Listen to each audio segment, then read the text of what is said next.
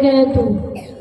نحمده ونصلي على رسوله الكريم أما بعد فأعوذ بالله من الشيطان الرجيم بسم الله الرحمن الرحيم. قل هل يستوي الذين يعلمون والذين لا يعلمون. وقال رسول الله صلى الله عليه وسلم طلب العلم فریضۃ علی کل مسلم. محترم حضرات اور مہمان اکرام اور ہم مکتب ساتھیوں، میں آپ کے سامنے علم دین کی فضیلت بیان کرنا چاہتا ہوں. اللہ تعالیٰ مجھے صحیح کہنے کی توفیق نصیب فرمائے، آمین. محترم حضرات، اتنی بات تو آپ سب جانتے ہوں گے کہ اسلام کسی قوم اور ذات برادری کا نام نہیں کہ اس میں پیدا ہونے والا ہر آدمی آپ سے آپ مسلمان ہو اور مسلمان بننے کے لیے اسے کچھ نہ کرنا پڑے.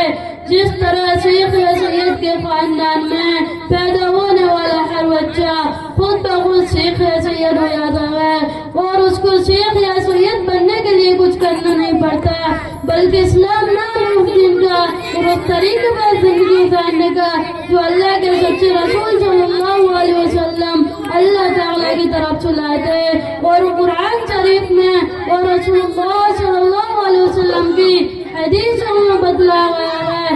تو جو کوئی دین کو اختیار کرے اور اس کے طریقے پر چلے وہی اصلی مسلمان ہے.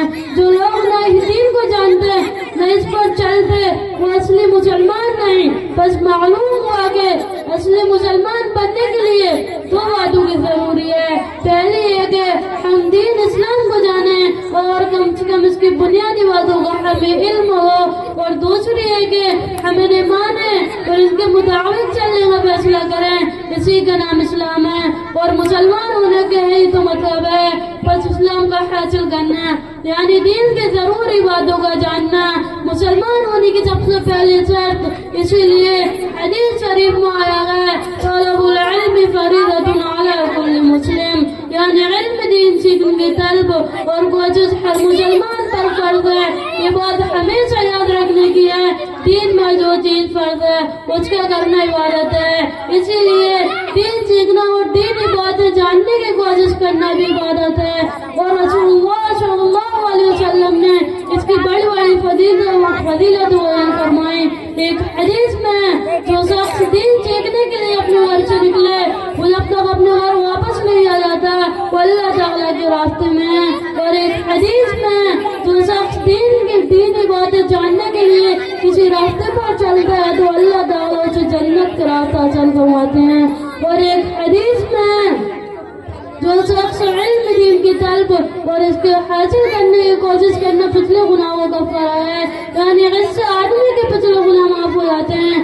الفقہ دین کا سیکھنا اور اسلام کی ضروری باتیں معلوم کرنا ہر مسلمان پر فرض ہے، وہ امیر ہو یا غریب، زبان ہو یا بوڑھا، ان پڑھ ہو یا پڑھا لکھا، مرد ہو یا عورت. اور اوپر کی حدیثوں سے یہ بھی معلوم ہو چکا کہ اس کام میں جو وقت لگتا ہے، اس کام میں جو محنت کرنی پڑتی ہے، اللہ تعالیٰ کے یہاں اس کا بہت بڑا اجر و ثواب ملنے والا ہے. اسی لیے ہم سب کو طے کر لینا چاہیے کہ ہم دین سیکھیں اور دینی باتیں جاننے کی ضرور کوشش کریں گے.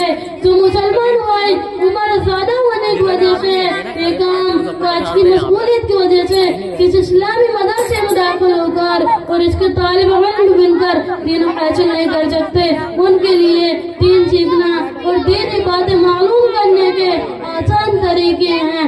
اگر وہ پڑھے لکھے ہیں تو دین کی معتبر کتابیں کریں، اور یہ پڑھے لکھے نہیں ہیں تو اچھے پڑھے لکھے سے ایسی کتابیں پڑھوا کر سنا کریں. اگر گھروں میں اور مجمعوں اور بیٹھوں میں ایسی کتابیں پڑھنے اور سنانے کا راج ہو جائے تو ہر طبقے کے مسلمانوں میں دین کا علم عام ہو جائے. میں اپنی تقریر کو اس شعر کے ساتھ ختم کرتا ہوں کہ علم وہ دولت ہے جو کبھی لٹتی نہیں، علم وہ دولت ہے جو کبھی لٹتی نہیں، خرچ کرنے سے کبھی گھٹتی نہیں. وما علینا الا البلاغ. السلام علیکم ورحمۃ اللہ وبرکاتہ. माशाअल्लाह बहुत खूब। इस तालिब इल्म ने बड़ी जुर्अत और हिम्मत के साथ जो तकरीर आपके सामने पेश की है, यकीनन ये तकरीर हमारी ज़िंदगियों को बदलने वाली है और हमारी ज़िंदगियों में सही रुख तय करने वाली है। इसलिए हम इंशाअल्लाह अपनी ज़िंदगी में इन तमाम बातों को लाने की कोशिश करें। कि तालिब इल्म गालिबन कुटवारा से ताल्लुक़ रखता है, अभी चंद ही महीने पहले यहाँ आया है। अल्हम्दुलिल्लाह काफ़ी इसको यहाँ तक लाने में सातिदा की बड़ी मेहनत रही है।